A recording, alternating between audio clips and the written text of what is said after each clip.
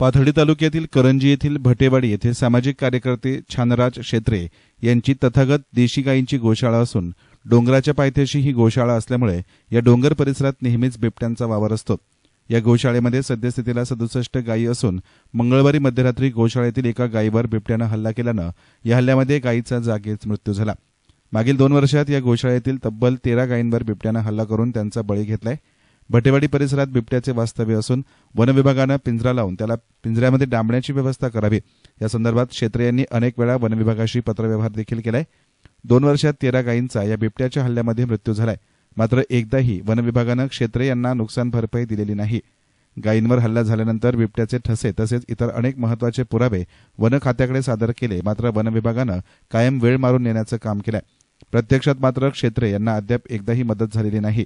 त्यामुळे एवढी मोठी संख्या असलेल्या गायी पदरमोड करून आणखी किती दिवस सांभाळायच्या? स्वखर्चातून शेत्रे या गायी गेल्या अनेक वर्षांपासून सांभाळत असून बिबट्याच्या हल्ल्यामुळे या गायींची सुरक्षा धोक्यात आली आहे।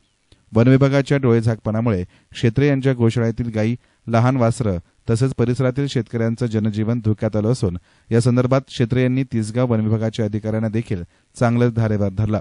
मी छानराज उत्तम शेत्रे, मी गेल्या 7 वर्षापासून करंजी भटेवाडी परिसरामध्ये गट नंबर 957 या ठिकाणी माझी तथागत देशी गाय संगोपन केंद्र मी चालू केलं आहे।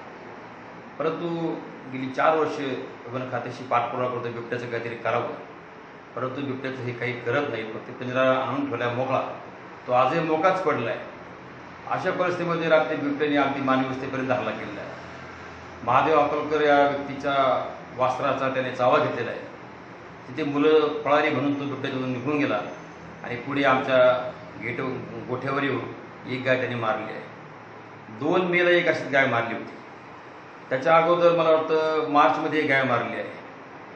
अक्षरशः या ऑफिसमधून जे रिपोर्ट नगरला जातात ते कुठलेही अपूर्ण रिपोर्ट पाठवून शेतकरी दिशा या ठिकाणी चालू आहे। आज आपण या ठिकाणी पाहत असाल की ऑफिसमध्ये एकही कर्मचारी या ठिकाणी उपस्थित नाही। असं जर असेल तर ह्या शेतकरी जायचं कोणाकडे न्याय मागायचा?